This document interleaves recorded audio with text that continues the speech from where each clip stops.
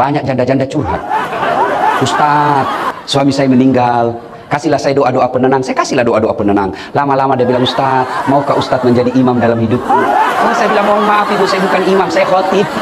Bicara usia, apa yang identik dengan usia? Waktu. Ketika berbicara soal waktu, Allah turunkan satu surah karena pentingnya ini waktu. Allah kasih nama surah berbicara soal waktu. Ini pendek. Ayat ini, surah ini sangat pendek. Maknanya Allah ingin menginformasikan kepada kita, jabatanmu pendek, waktumu pendek, usiamu pendek, maka gunakan sebaik-baiknya. Kenapa? Karena kalau kau salah memanfaatkan waktu, maka sia-sia umurmu. Allah Subhanahu wa taala, kita semua sudah hafal ini. Keterlaluan kalau orang Islam tidak hafal ini surah. Wal asr, demi masa. Sesungguhnya manusia dalam keadaan merugi. Allah sudah memulai demi waktu, demi masa. Kalian merugi. Allah langsung katakan kalian merugi. Illalladzina, kecuali yang beriman kepada Allah. Sesungguhnya manusia dalam keadaan merugi. Tapi Allah koma, kecuali.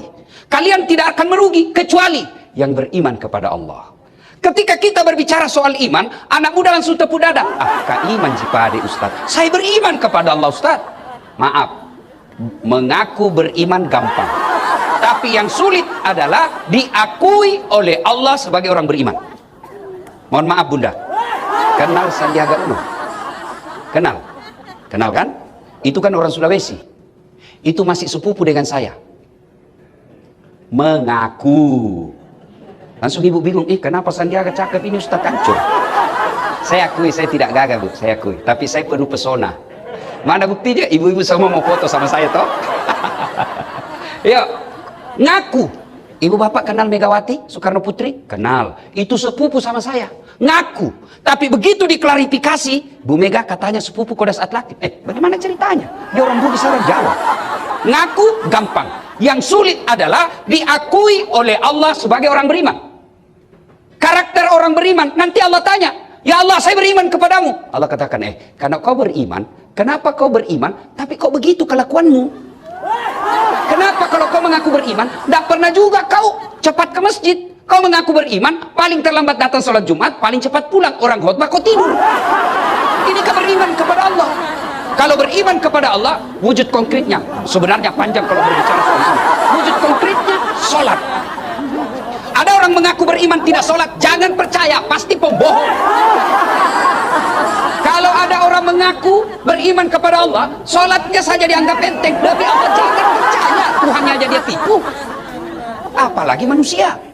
Saya seandainya diberi kesenangan oleh Allah menentukan pejabat di Republik Indonesia ini, kalau dia muslim, variabel pertamanya saya lihat sholatnya.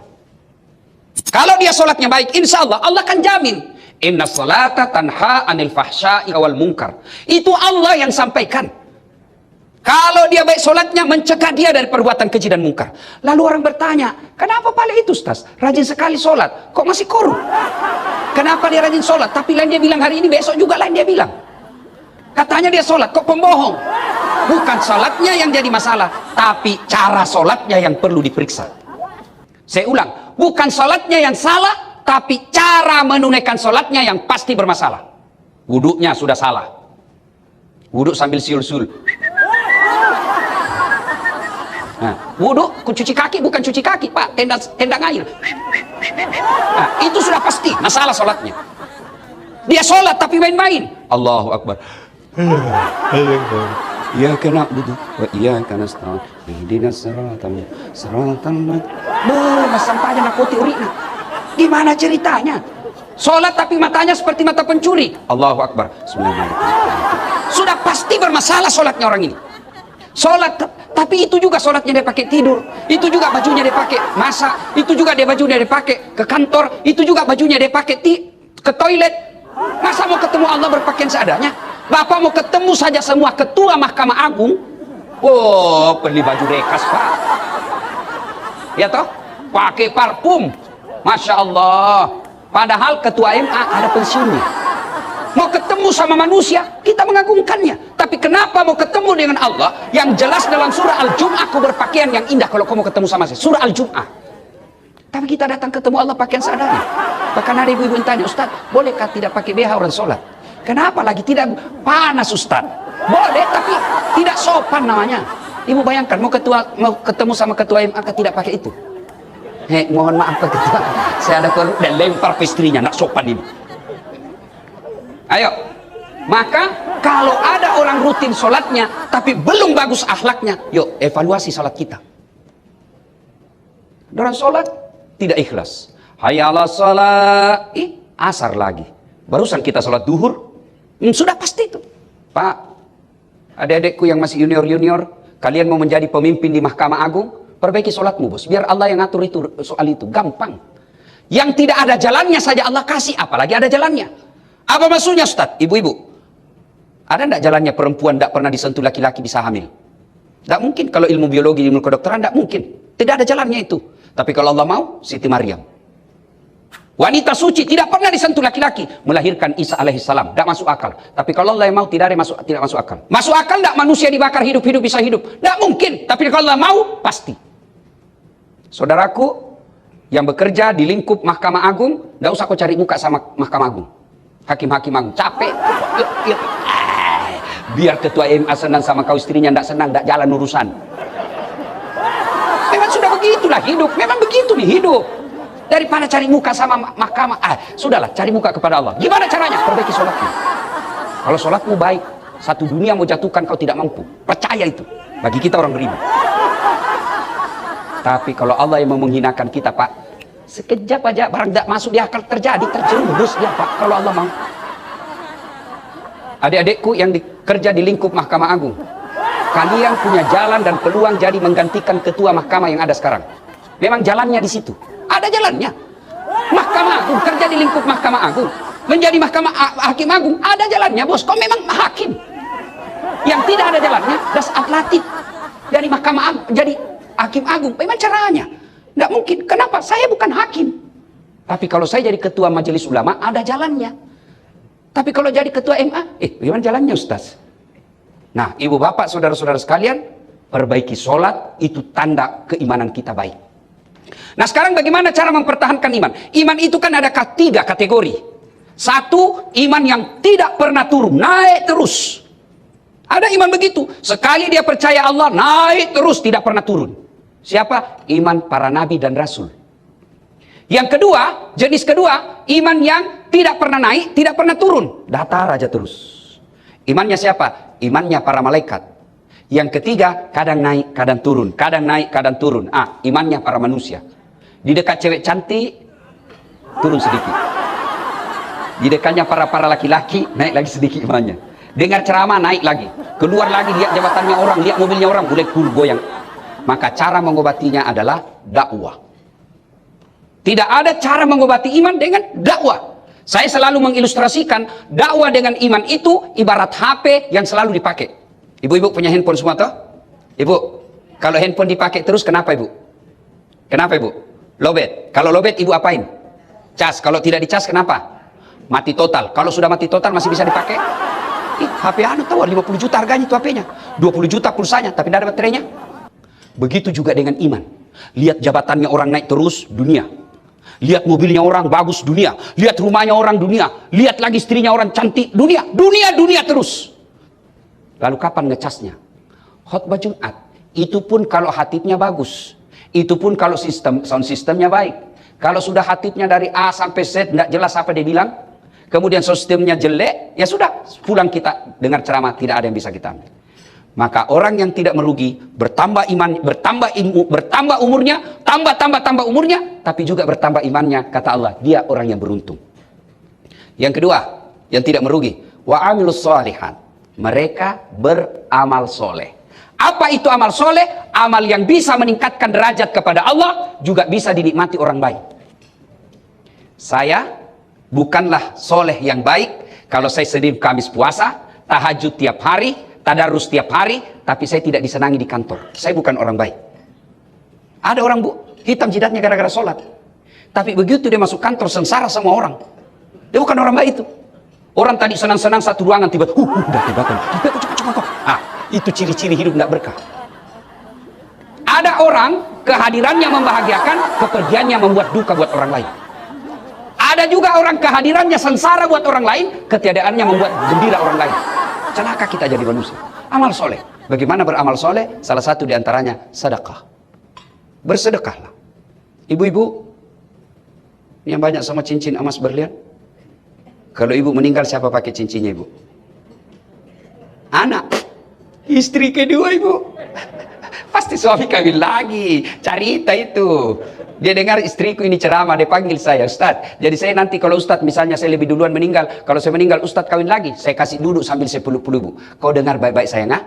Jangankan kau meninggal, masih hidup saja saya selalu berpikir kawin lagi. Apalagi kalau kau sudah mati. Iya toh? Bu, daripada dipakai istri kedua, mending sedekahkan. Sedekahkan. Betul. Mohon maaf ibu, saya menghormati dan menyayangi ibu semua karena Allah. Ini ibu-ibu nih yang ada di meja-meja terhormat ini, biar ibu pakai produksi Tanah Abang, orang pasti bilang asli. Pasti. Oh, Mas, kalau sudah istri Hakim Agung, biar ibu pakai palsu, orang bilang asli. Tapi kalau istri orang miskin, biar sudah asli, dia bilang dari mana kau dapat, pasti palsu. Maka enaknya itu. Maka orang yang pandai menyikapi waktu dengan umur kaitan dengan harta, maka selesai ini mau Ramadan, dia bayar. Nak, ada ini emasku 500 gram, sudahlah, kau jual 400 gram, jadikan masjid di kampungnya bapakmu, 100 gram saya pakai. Itu pandai menikapi. Bu, Pak, saya pernah ditraktir makan orang kaya, geleng-geleng kepala sampai sekarang tidak bisa saya lupa Pak. Kami hanya berenam makan, bayarnya berapa? 29 juta. Saya bilang, begini orang kaya kalau makan. Apa Bapak, Allah marah Bapak makan satu kali makan 30 juta? Tidak, rezekimu itu Pak. Tidak semua orang dikasih rezeki begitu. Tapi apa yang Allah tidak senang? Begitu lewat celengan cuma 10 ribu kau kasih masuk. Cocok Pak Ketua? Ya toh? Cocok Pak Mataliti? Ya toh? Masa makan yang akan jadi kuning saja keluar 30 juta bos. Sementara lewat celengan 20 ribu. Mau masuk surga. Nenekmu punya surga. Maka Allah tidak melarang kalian pakai mewah, silakan, itu rezekimu. Allah kasih rezeki bisa pakai jam tangan sampai miliar, itu rezeki, ndak usah galau. Tapi jangan sampai masuk kita kategori at-takazur. Apa itu at-takazur? Berlomba-lomba mengumpul harta, dinikmati sendiri, lalu enggan membayar zakat dan sedekah. Itu yang Allah tidak senang. Cari orang yang bangkrut gara-gara sedekah. Cari. Di sini ada Pak Latandro, keluarga besar. Itu kita di Sulawesi Selatan. Ada tokoh almarhum, namanya Haji Andi Sose. Itu kalau orang mau jadi pejabat ke Sulawesi Selatan, biasanya minta restu sama beliau. Sudah almarhum. Seingat saya ikuti itu peresmian masjidnya yang terakhir, 156 masjid beliau bangun. Kalau Bapak ke Sulawesi Selatan dan melihat ada masjid namanya Masjid Juang 45, beliau yang bangun. Selama hidup beliau tidak pernah kena fitnah dunia. Tidak pernah kita dengar cerita miring soal beliau. Tidak pernah kita dengar sakit-sakit. Tidak. Yang paling kita dengar, habis kawin lagi. Itu aja selalu didengar Pak. Bersedekahlah Pak. Kenapa orang yang rajin sedekah, panjang umurnya, murah rezekinya? Kenapa? Panjang umur, Rob Hatta, bukan 90 tahun. Panjang umur bukan 100 tahun. 100 tahun Pak rasanya tidak nyaman sudah hidup. Lalu apa yang disebut panjang umur? Mereka yang sudah wafat tapi orang masih mengenangnya kebaikannya. Itu umur panjang. Umur yang pendek masih hidup saja orang sudah tidak senang. Itu pendek umurnya itu. Coba lihat orang yang rajin sedekah Pak. Tidak ada orang tidak senang. Pak Ketua, demi Allah tidak ada orang senang itu orang pelit. Saya tanya ibu bapak, senang ketua yang pelit atau dermawan? Dermawan. Senang tetangga yang pelit atau dermawan? Dermawan. Senang menantu yang pelit atau dermawan? Dermawan. Tidak ada orang suka orang pelit, bahkan orang pelit sekalipun tidak suka sama orang pelit. Begitu jeleknya itu pelit. Dia jago ke rumahnya pelit, padahal dia juga pelit Pak. Begitu jeleknya dan dicela itu sifat pelit. Coba lihat umur panjang. Orang yang umur panjang rajin sedekah, kita pergi ziarah kubur, lewat di pemakaman, singgah dulu, bacakan Fatihah ini Pak Hakim. Baik sekali dulu waktu hidup ini. Dibacakan Fatihah padahal wafatnya sudah 5 tahun yang lalu. Tapi kalau orang pelit, jangankan meninggal didoakan Pak, lewat aja mobil tak doakan kita sial. Mudah-mudahan tabrak mobilnya, pelit sekali itu. Maka bersedekahlah. Sedekah. Itu amal soleh. Ustadz, saya tidak bisa sedekah, saya orang miskin. Sedekah tidak selalu duit. Sedekah tutur kata yang baik. Sedekah senyum. Tapi kalau bapak punya materi, sedekahlah. Saya selalu mengibaratkan, harta dalam kehidupan ini ibarat bapak mendaki gunung, membawa barang banyak. Ibu-ibu, kalau mendaki gunung, enak bawa barang banyak atau tidak ada barang? Ya, pasti nyaman cepat sampai kalau tidak ada barang. Maka dalam hidup ini, mendaki, bapak punya banyak barang, titip ke orang. Titip kemana? Fakir miskin. Titip kemana? Yatim. Titip kemana? Piatu. Titip kemana? Anak-anak soleh. Menuntut ilmu, para dai, titip ke situ, biarkan dia yang bawa. Nanti sampai di sana baru bapak ambil, itu namanya COD. Sampai piko kasih kak, bawa pak. Karena kalau bapak bawa sendiri, repot. Dan orang kaya, ada hebatnya. Lebih gampang masuk surga daripada orang miskin. Kok bisa Ustadz? Kalau orang miskin sholat, orang kaya juga bisa sholat. Orang miskin tahajud, orang kaya juga bisa. Orang miskin berjamaah, orang kaya juga bisa. Orang miskin salat Senin Kamis, orang kaya juga bisa. Tapi orang kaya bangun masjid, paling kita orang miskin datang saja baca-baca doa. Tapi kalau orang kaya yang pelit, gampang masuk nerakanya. Pertanyaannya banyak. Itu enaknya jadi orang miskin. Kenapa Ustaz? Tidak banyak pertanyaan kalau dia mati. Nama? Dasar Latif. Pekerjaan? Penceramah. Itu mobil? Tidak ada. Rumah? Kontrak-kontrak. Motor? Gojek. Sepeda? Tidak ada. Miskinmu? Ya Allah, mau media apa kalau ini kau kasihkan? Saya bersyukur. Kau sholat? Alhamdulillah. Sholat. Puasa? Oh, Senin Kamis lancar. Ramadan tuntas. Sedekah? Ya kadang-kala. Haji? Mau sekali. Cuma kan tidak ada duitku. Oh, Alhamdulillah. Kau masuk surga dengan penuh kemuliaanku. Tadkhulul jannata bisalam. Orang miskin, tidak banyak pertanyaan, Pak. Tapi orang kaya, itu behelnya istrimu, dari mana kau dapat? Kalau dilihat gajimu tidak mampu itu, anu apa? Pak, disemes pak, berdarah telinganya, dia mulai ditarik lagi. Itu jam tanganmu dari mana itu? Kalau dilihat gajimu tidak bisa, pak, tidak jelas, ditinju, masuk juga surga pak, tapi sudah bawa belur. Masuk berdarah-darah sudah mukanya pak, masuklah dia pilih-pilih. Dia ketemu sama pembantunya, Ibu Ang, dari mana Ki? Kenapa? Jangan bicara di situ. Saya sudah lama di surga, kenapa baru Ki muncul? Dia bilang, terlambat Kak Inam. Kenapa bisa terlambat? Saya kira ada mobil tanpa itu ada. Dia bilang, itu mobil banyak sekali pertanyaannya. Nah ibu bapak, saudara-saudara sekalian, sedekahlah. Bagi bapak ketua DPD, sedekahnya tidak duit. Sedekahnya wakili rakyat yang ada di daerah-daerah bapak. Bagi ketua Mahkamah Agung, sedekahnya apa? Tegakkan keadilan seadil-adilnya. Bagi seorang Dasat Latif, sedekahnya ada ilmu. Bagi ibu-ibu, sedekahnya didik anak-anaknya. Itu sedekah, tidak mesti duit. Dan ingat, sedekahnya seorang bupati, beda sedekahnya dengan cleaning service. Cleaning service yang hanya 5 bungkus, bisa jadi lebih mulia daripada sedekahnya wali kota yang 1000 bungkus. Kenapa? 5 bungkus bagi seorang cleaning service, original pasti penghasilannya, murni duitnya. Tapi 100 bungkus bagi wali kota belum tentu duitnya. Bisa jadi duitnya pemborong. Ayo, sedekah. Itu disebut amal soleh. Yang ketiga, watawasau bil haq, watawasau bis sabr. Nasihat menasihati dalam kebaikan dan nasihat menasihati dalam kesabaran. Bapak, dalam teori hadis Nabi, melihat kebatilan kata Nabi, cegahlah dengan tanganmu. Tangan ini simbol kekuasaan.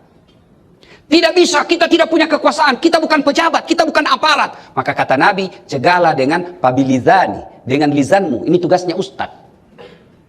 Amar ma'ruf nahi mungkar. Tapi seorang ustadz mulutnya tentu beda dengan mulutnya demonstran yang ada di jalan raya. Kalau ada ustadz yang memaki, menghina, mulut kotor, mulut kasar, mesti belajar kembali tentang adab-adab dalam berdakwah. Karena puncak dari semua ilmu adalah adab. Kalau ada orang merasa ilmunya tinggi tidak punya adab, sesungguhnya dia bukan orang berilmu, tapi orang yang punya pengetahuan. Yang berikutnya, nasihat menasihati dalam kesabaran. Percaya ibu bapak, resep dalam menghadapi masalah hidup ini adalah sabar. Ada tidak manusia yang tidak ada masalahnya dalam hidupnya? Ada manusia kira-kira tidak ada masalah dalam hidupnya? Semua kita punya masalah. Pak Ketua, apa masalahnya? Banyak masalahnya. Terutama apa? Kalau sudah terancam pensiun. Semua orang punya masalah. Coba lihat dalam hidup. Waktu mahasiswa apa masalah kita? Mau sarjana. Sudah sarjana, selesai masalahnya, mau punya kerja. Sudah kerja, selesai masalahnya, mau jadi kepala bagian. Sudah jadi kepala bagian, selesai masalahnya, mau jadi kepala dinas. Sudah kepala dinas, selesai masalahnya, mau jadi sekda. Sudah jadi sekda, selesai masalahnya, mau tontawa jadi wali kota. Sudah wali kota, selesai masalahnya, mau 2 periode. Sudah 2 periode, selesai masalahnya, ditangkap KPK. Tidak ada masalahnya, Pak. Semua orang punya masalah. Saya kasih lagi contoh paling gampang. Istri cantik, Bapak kira bukan masalah? Istri cantik digoda orang, apalagi kalau suaminya jelek. Lebih masalah itu. Berarti bagus kalau jelek istri. Istri jelek dihina orang, Pak. Kita lagi malu jalan sama dia. Duluan aja dek, nanti di gedung kita ketemu. Pas sampai istri, mana kau bang? Nggak jadi saya ke situ dek, mencret. Istri cantik masalah, istri jelek masalah. Semua orang punya masalah. Das atletik. Bapak ibu pikir tidak ada masalah saya? Oh banyak, Pak. Kadangkala kita diundang dilecehkan, tidak dihormati. Kadangkala kita diundang, kadangkala ditipu. Karena saya tidak pakai manajer, Pak. Saya tidak mau pakai manajer. Kenapa, Ustaz? Saya bukan artis, saya bukan selebriti. Apa manajer? Ya saya sendiri yang ngatur. Karena kalau ada manajer, sudah masuk bisnis di dalamnya. Cuma kalau tidak ada manajer, kadangkala juga kita ditipu. Berapa jam sampai lokasi? Naik speedboat, paling 2 jam paling lama. Sudah 2 jam, belum sampai-sampai. 3 jam, belum sampai. Pak Haji, Bapak bilang tidak sampai 3 jam. Ini sudah hampir 4 jam belum sampai. Dan sebenarnya 9 jam ini, Ustaz. Kenapa Bapak bilang tidak sampai 3 jam? Karena kalau saya bilang 9 jam, pasti Ustaz tidak mau datang.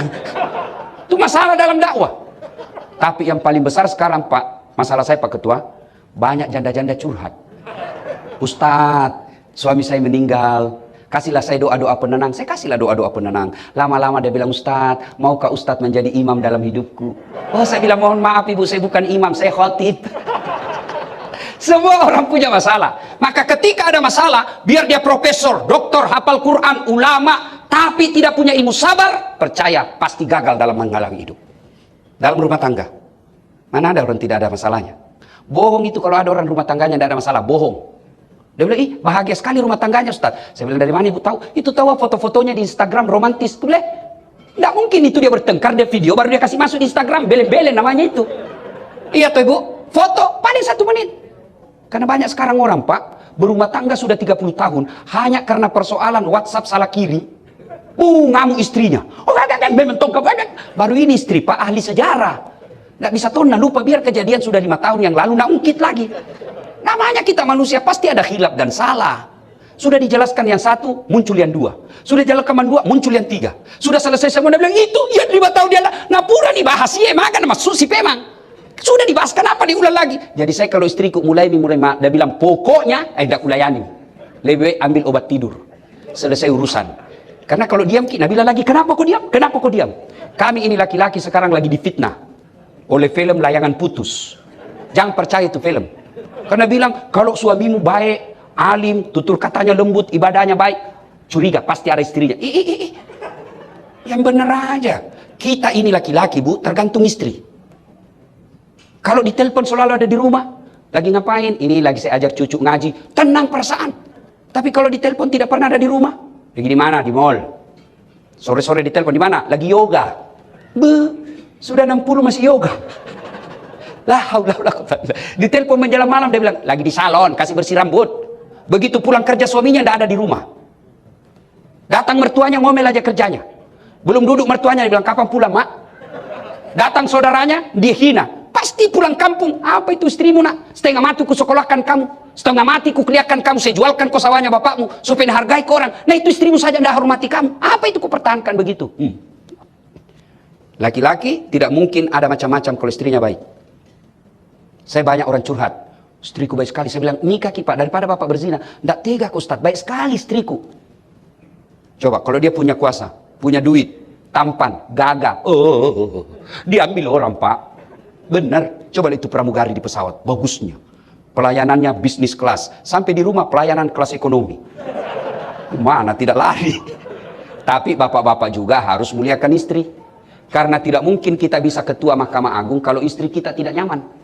Nih, das atlatif. Bapak pikir saya hebat? Tidak, istri saya bikin tenang. Bagaimana saya mau ceramah kalau lagi 5 menit mau naik, tiba-tiba di WhatsApp saya mamanya cek, kesetrum anakmu. Mana saya bisa ceramah lagi, Pak? Mohon maaf Pak Ketua, saya izin anakku kesetrum. Iya toh? Maka yang baik, istri hormati suami. Suami muliakan istri. Bapak tahu enggak yang namanya makna dunia hasanah, wa fil akhirati hasanah. Berikan kami keselamatan dan kebahagiaan dunia. Apa maknanya? satu di antaranya punya pasangan yang baik.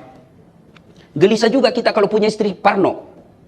Tinggal di rumah dia bilang malas. Keluar baru 1 jam ditelepon. Di mana kok? Di mana kok? Di kantor. Bohong. Coba kau video call. La haula wala quwata illa billah. Kayak kita jadi tahanan politik.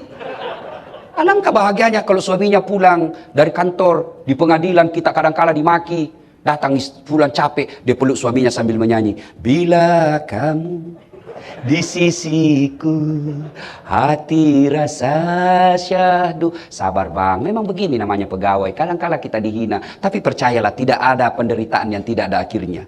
Masuk kamar suami berantakan kamarnya. Apa kau kerja? Peluk lagi suaminya bu. Baru menyanyi lagi. Insaplah, wah senang itu. Insya Allah. Nah bapak ibu saudara-saudara sekalian, pada akhirnya ulang tahun bukanlah sebuah pertambahan umur, tapi pada hakikatnya berkurangnya umur.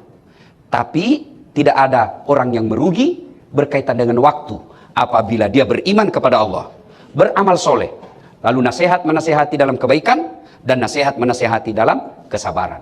Bapak ibu saudara-saudara sekalian, inilah tausiah kita, mudah-mudahan ada manfaat.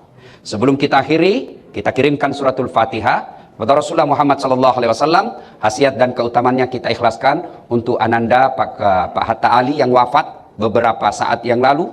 Saya sangat merasakan betapa beratnya kehilangan seorang putra mahkota. Sangat berat, tapi Allah punya pilihan yang lain. Sebagai rasa cinta dan menghormati Pak Hatta Ali, kita kirimkan Al-Fatihah kepada almarhum anak beliau. Ila hadratin Nabi Mustafa Muhammad SAW. Al-Fatihah.